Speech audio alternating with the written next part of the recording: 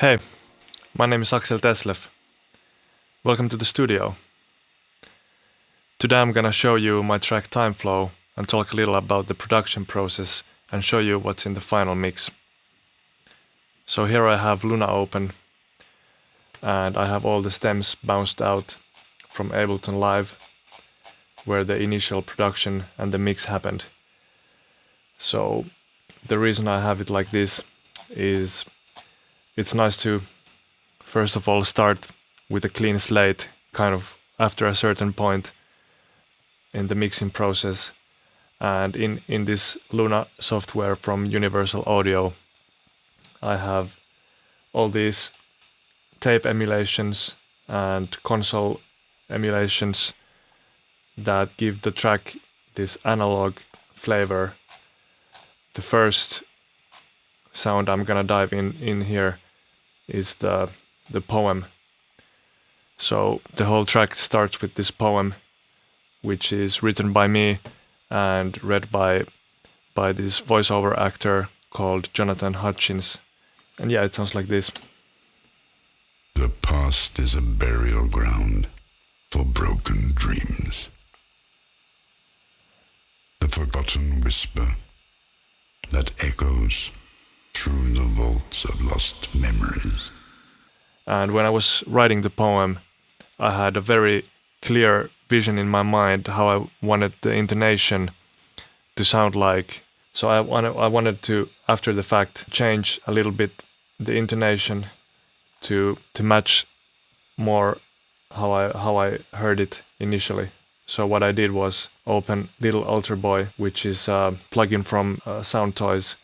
It allows you to change the pitch and the format of the audio. So I created an automation. You can see it here. It's going up and down pretty radically, like 1.5 semitones, 2 semitones even, up and down. So here if I show you how it sounds like without the Little Altar Boy. The past is a burial ground for broken dreams. And with it. The past is a burial ground for broken dreams. So it kind of evens out the intonation and makes it more like ominous and monotonic. And then this guy, the Voice of God from Little Labs, which is basically a subharmonic generator, and I used it to give the voice like a big sub bass. Next up, we can jump forward a little bit in the track where first main sound comes in.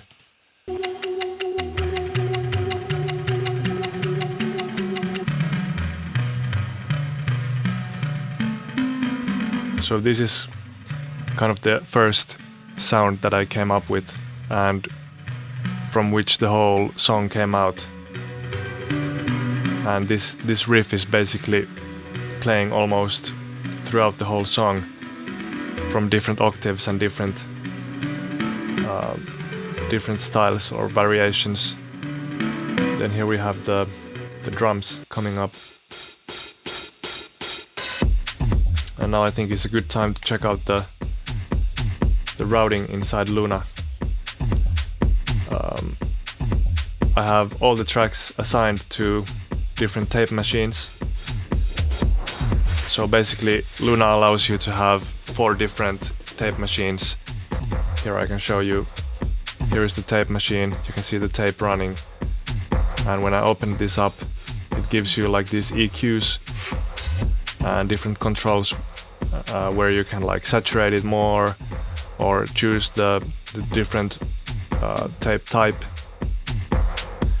That all of these affect the sound. You can make it a little bit brighter or a little bit darker, and it affects the sound in a very deep way. So you can create extra dimension, like pushing sounds more to the back, bring some sounds more to the front with this like tape, with all these the tape speed and the tape types, and also like you can boost the high frequency driver a little bit to make it more crispy and punchy. After that, in the routing, the audio goes to the drum bus where I have Neve summing set up here, which gives the sound even more like this gritty and beefed up character. It also has this kind of master tape plugin also, which is set to a higher speed, and it basically boosts the kick and the bass in a nice way. So if I bypass it, you can hear. It also brings a lot of clarity.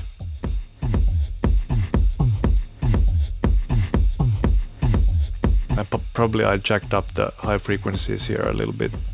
So yeah, that's basically how the project is routed, and I think now we can jump into some other sounds here.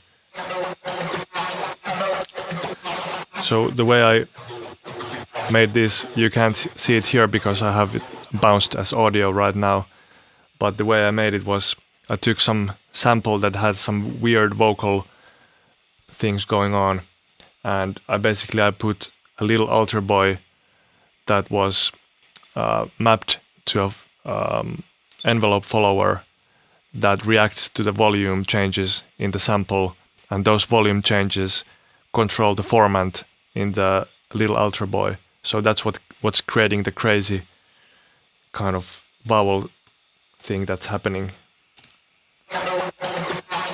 I think it's a pretty interesting mix between like a synth sound and a vocal sound. It's somewhere there in between. And then we have the actual bass of the track. It's pretty wild. This is how it sounds like. So basically this is not a bass sound at all.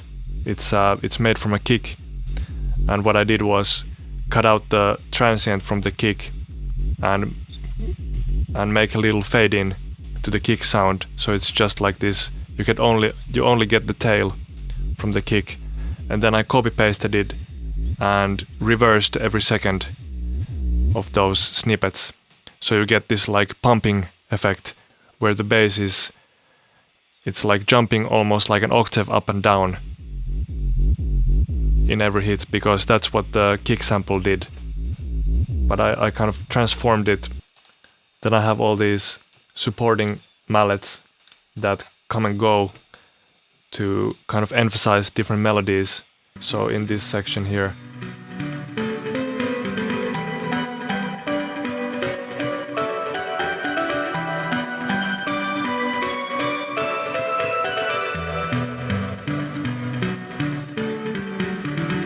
and these only come in these sections to kind of emphasize the melodic part of the song. Another main sound in the track is this one that I call the big chords.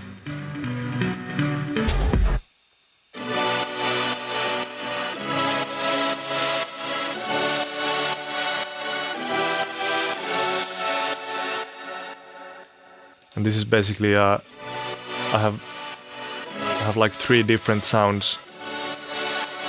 Many of them are from the UVI, different UVI collections, like the World Suite. I think there's a Mellotron in there, and they're all working as one to create this kind of big, expansive chord section here.